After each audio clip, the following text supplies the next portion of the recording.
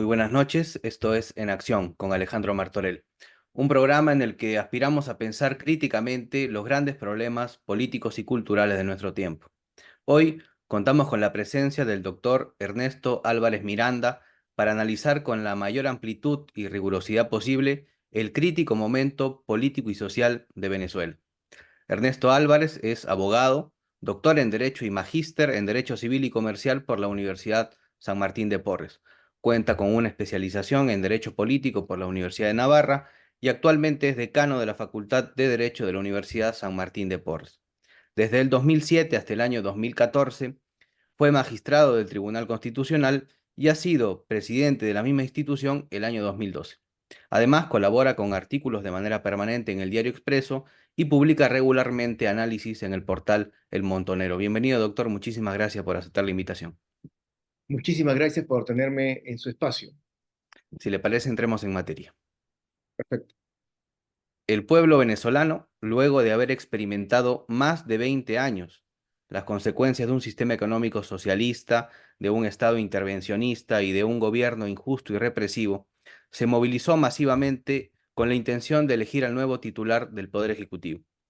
Las elecciones, que deben regirse por los principios de transparencia, justicia, universalidad, entre otros, fueron gravemente violentados por el Consejo Nacional Electoral, un consejo que responde a los intereses del gobierno de Maduro. ¿Cuáles fueron sus primeras impresiones al conocer los resultados del triunfo electoral de Nicolás Maduro? Em, bueno, en principio, Nicolás Maduro no ha ganado. Los resultados han sido absolutamente contrarios a lo que él quería o a lo que él podía suponer.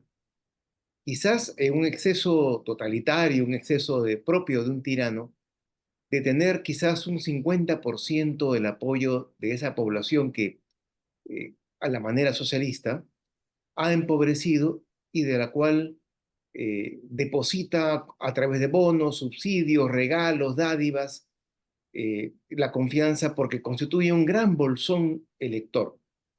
Ujú, Los resultados, que aproximadamente le favorecen en apenas 20% de votos hábiles para Maduro y 70 para el candidato opositor, refleja de que aún los que conforman ese bolsón de miseria que depende de la dádiva del gobierno, aún ellos han votado masivamente en contra del dictador que les extiende la migaja, ¿no es ujú. cierto? Ya conocemos el dicho de que el socialismo te rompe las piernas y luego te da una muleta y te dice que sin él no podrías caminar.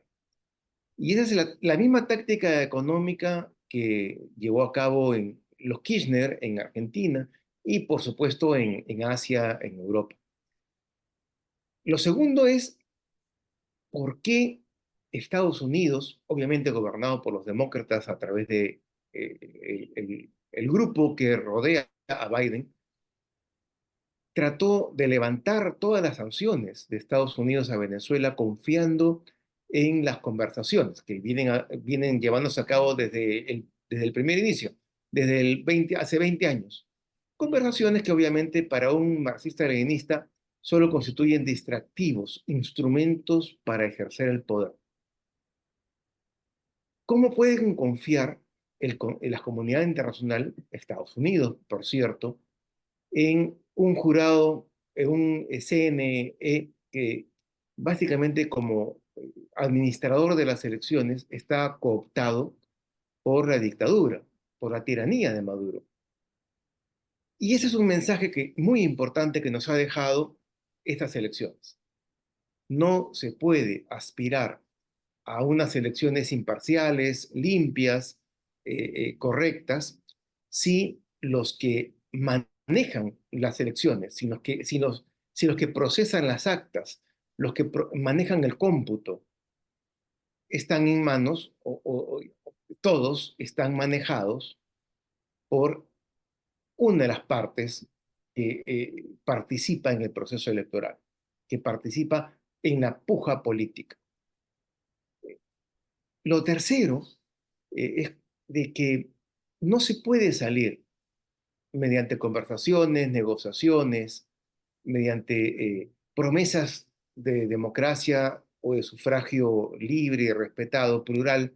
No se puede salir de una tiranía si no es en el ejercicio de la fuerza. Ujú. Y a la hora de la fuerza estamos hablando la presión económica y comercial de la comunidad económica, de la comunidad internacional, de la rebelión armada del mismo pueblo sometido, rebelde ya, o de cualquier otro espacio en el cual el tirano y toda la cúpula que lo acompaña, que intenta preservar el status quo, se ve forzado a abandonar y a quebrar ese sometimiento al cual ha efectuado el pueblo, porque no le cabe otra opción. A eso me refiero en la fuerza. No necesariamente a la violencia, Ujú. pero el tirano que abandona el poder lo hace porque no tiene otra opción. Y eso tenemos que tener muy claro. Ningún tirano abandona el poder por propia voluntad. De acuerdo, bueno, sobre lo último que dice acerca de la resistencia al tirano, hay un autor que es el padre Juan de Mariana, que ha escrito reflexiones bastante interesantes sobre eh, eliminar físicamente al tirano en un tratado sobre el rey y de la institución real, creo que de 1599. Juan Calvino también tiene una opinión similar, pero es mucho más agresivo. El padre Juan de Mariano porque dice, el padre Juan de Mariana porque dice que hay que aniquilar al tirano, resistir y aniquilar al tirano. Bueno, sin caer en juicios desproporcionados, podemos decir que vivimos una reactualización del jacobinismo en su versión socialista bolivariana. El régimen dictatorial de Maduro ha ordenado la creación de una aplicación digital para acusar a los enemigos del régimen. Y esto lo quiero vincular con un artículo que usted publicó en el Diario Expreso, que inicia con la siguiente pregunta. ¿Por qué los regímenes socialistas deben no solo reprimir duramente a sus ciudadanos, sino también infiltrar en el tejido social una red de informantes y comisarios de la verdad? ¿Cuál es la explicación que usted da a estos métodos de intolerancia y violencia de parte de los regímenes socialistas? Es aparentemente complejo, pero en realidad es simple. La humanidad vivió tiranías, dictaduras, regímenes de concentración de poder durante miles de años, hasta que en Inglaterra, en la Edad Media de Inglaterra, se comenzó a forjar en lo que hoy en día denominamos democracia representativa. Inglaterra y el Reino de León, por cierto. Hoy en día, Occidente no tolera el sometimiento a un poder único, central y absoluto. Nos es singularmente inhumano estar bajo la égida de alguien que no considera nuestros derechos, nuestras inquietudes, nuestras necesidades y nuestras tendencias, porque justamente la sociedad occidental, por lo menos hasta que los musulmanes tengan mayoría en los parlamentos europeos, Ujú. hasta el momento creemos en el pluralismo, en la tolerancia y en la necesidad de convivencia pacífica. La tiranía en Occidente, en Venezuela, que fue una democracia con la economía más sólida de toda América Latina, les, les es particularmente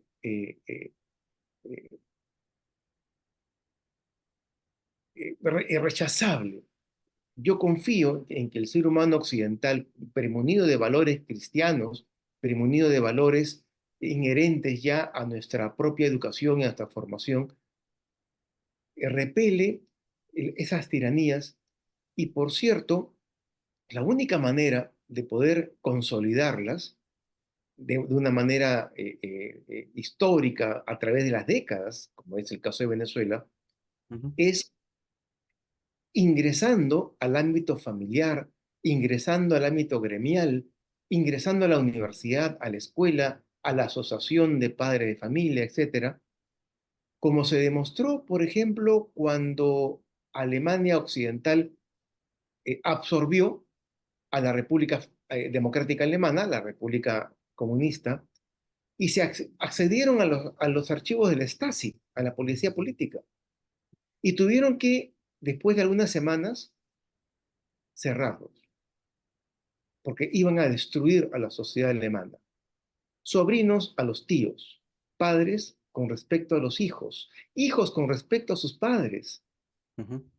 informantes por dinero o por dádivas o por ingresar a la universidad, informantes permanentes de las actividades pseudo antirrevolucionarias de sus propias familias. Los tuvieron que cerrar, pero dejaron el ejemplo de cómo se tiene que desenvolver una tiranía en una época moderna.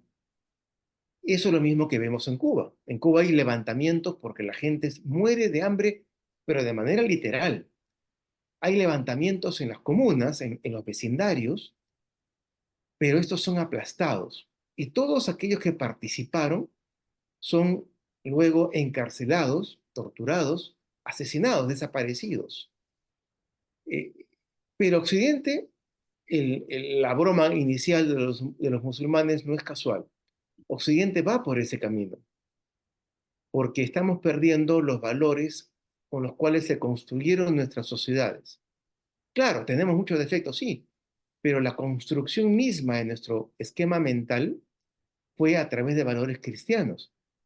Y hoy vemos que en Reino Unido, por ejemplo, se está haciendo uso de la identificación digital de los rostros Ujú. para perseguir en sus casas, buscarlos y dejarlos sin trabajo, sin vivienda, sin ayuda social, sin poder participar de actividades comerciales a aquellas personas que se están levantando en reclamo por la emigración musulmana, africana, descontrolada, que en los últimos días tuvo una consecuencia terrible, que fue el apuñalamiento de tres niñas, bueno, de más niñas, pero tres niñas asesinadas por Ujú. un musulmán ya con antecedentes penales y que el Estado, el aparato policial, había dejado de seguir para no pecar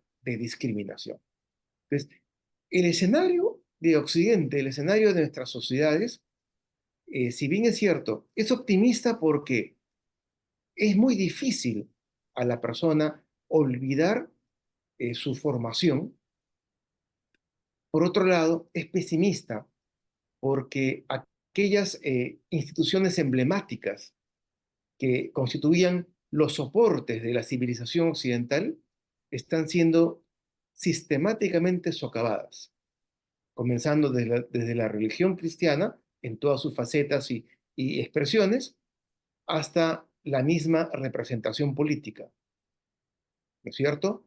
En todos los países es acusado el Congreso, el Parlamento, la Dieta, el Bundestag de no servir y se hace culto a aquello que está fuera del ámbito de la política. Por tanto, las ONGs, los medios de comunicación, que ya sabemos que están, los grandes medios de comunicación mundiales están en manos de los grandes millonarios, de esos pervertidos que precisamente iban a la isla de Einstein y que Ah, ahora son los que nos quieren enseñar ujú. moral y ética. Entonces, la humanidad se encamina a a una disyuntiva.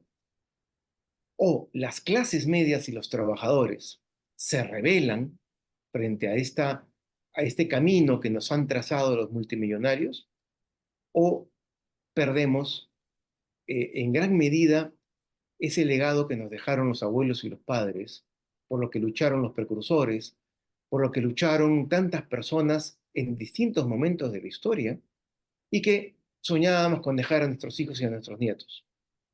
Eso no lo van a encontrar. Lo que van a encontrar es una versión moderna, digital, de la novela de Orwell, 1984. Así es. Y creo que Rebelión en la Granja forma parte ya se ha establecido en Venezuela, para continuar Exactamente. con Orwell. Bueno, Hemos visto las destrucciones de los monumentos hechos a Hugo Chávez. Estos monumentos, como sabemos, forman parte de una vieja estrategia iniciada por los soviéticos del culto a la personalidad. Pues bien, con estas acciones el pueblo está atacando la raíz de todos los males en Venezuela. ¿Cuánta responsabilidad tiene Hugo Chávez, autodenominado por cierto marxista cristiano? Pero este es otro tema y usted que tiene una formación social católica debe conocer muy bien las cartas encíclicas Rerum Novarum, Quadragesimo Anno y conoce muy bien seguramente la incompatibilidad o la abierta incompatibilidad entre el marxismo y el cristianismo. Pero este es otro tema. ¿Cuánta responsabilidad tiene Hugo Chávez en la actual crisis de Venezuela? Él tiene tanta responsabilidad como sus electores, porque Hugo Chávez era un militar muy astuto, pero sin mayor formación, que lo que quería era el poder. Ujú. Y el poder en ese momento para Hugo Chávez, vencedor de las elecciones, significaba asomarse como un caudillo populista socialista. Pero no porque él fuese socialista en su formación necesariamente, sino porque fue el, la perspectiva ideológica, el contenido ideológico que le sirvió para monopolizar, concentrar el poder. Pero recordemos que los electores de Venezuela, cansados por la constante prédica de los medios de comunicación en contra de los partidos establecidos, debilitados, por cierto, de una parte por la corrupción, de otra parte por el divisionismo. Recordemos que el COPEI, que era la alternativa de la Acción Democrática, se divide y su propio fundador y líder forma un partido aparte del legendario COPEI. Entonces, cuando la política entra en crisis y sus máximos representantes no son capaces de limpiar y de renovarse, como lo hacían los alemanes, por ejemplo, cuando Helmut Kohl entra en crisis por un problema de corrupción también, inmediatamente la CDU se renueva. Cuando los del Partido Conservador, los ingleses, entran en crisis, inmediatamente el partido busca renovarse. A veces sin éxito, como ha ocurrido con el Partido Conservador en los últimos años, pero lo intenta. No pasó eso en Venezuela y los electores votaron para castigar a los políticos. Y he ahí otro elemento que el marxismo cultural emplea. Hay que castigar a los políticos porque ellos son corruptos. ¿Y cómo lo castigamos? Votando por nosotros. Ujú. ¿No es cierto? La superioridad moral de la izquierda, que obviamente ha sido negada en mil ocasiones, pero que siempre resalta en los discursos, resalta en las notas editoriales de los medios de comunicación principales e inclusive resalta en las decisiones de los gremios empresariales. Porque, claro, es muy fácil caer en la tentación de contratar a estas personas que denominamos caviares y que son especialistas en el correctismo, en el woke y en la cultura woke, rodearnos de ellos para que aparentemente nos protejan nuestros intereses económicos, porque le estamos dando de comer, le estamos dando un sueldo a cada uno. Y esto se demostró también en Venezuela que es una mala táctica, porque el izquierdista eh, no solamente que lo hace, sino que lo hace con satisfacción, muerde la mano del amo. Y lo ha hecho en varios países, no solamente de América Latina. Hay una particular satisfacción, eh, quizás perversa, del izquierdista por confiscar, por conversar con el empresario que lo financiaba una vez que confisca su empresa, una vez que lo ven caer. Y se puede hacer una investigación, un doctoral sobre la materia. Fidel Castro conversaba, tenía un placer especial, igual que Chávez, en conversar, en reunirse con los empresarios indignados y atemorizados, que habían financiado su campaña. y que habían respaldado los inicios de su toma de poder. Porque una cosa es el gobierno, como bien lo expresó Cerrón, una cosa es el gobierno y otra cosa es el poder. Muchos empresarios acompañaron a estos personajes en el proceso de toma de poder y cuando les tocaron la puerta, eh, hicieron lo mismo que lo que hicieron sus abuelos y sus padres en otros países, ¿no? En las generaciones anteriores. La sorpresa. Y eso es lo que vemos hoy en día. La CONFIEP y muchos gremios, la Cámara de Comercio de Lima, están llenos de gente woke, de gente que les explica, les hace los comunicados eh, para siempre hacerlos correctos, ¿no es cierto? Nunca protestar, nunca expresar una preocupación legítima en beneficio de la democracia y el Estado de Derecho, sino siempre estar listos y dispuestos a ganar la benevolencia, la palmada en la espalda y la sonrisa de la izquierda. Eso va a tener un costo, lamentablemente. Bueno, sí, sobre la corrección política, el ideario woke y especialmente la tibieza, eh, creo que podríamos hablarlo en otro momento. Lastimosamente, debemos suspender aquí la conversación. Ha estado muy interesante, doctor. Le agradezco por aclararnos el panorama. Muchísimas gracias a usted por la invitación. La transmisión de nuestro programa se da a través del canal de YouTube de la Coordinadora Republicana, el portal La Abeja, VHTV, tu canal ves cable, Conectados TV, 29 operadores de cable y se reproduce también por las redes sociales. Esto ha sido En Acción. Volvemos la próxima semana.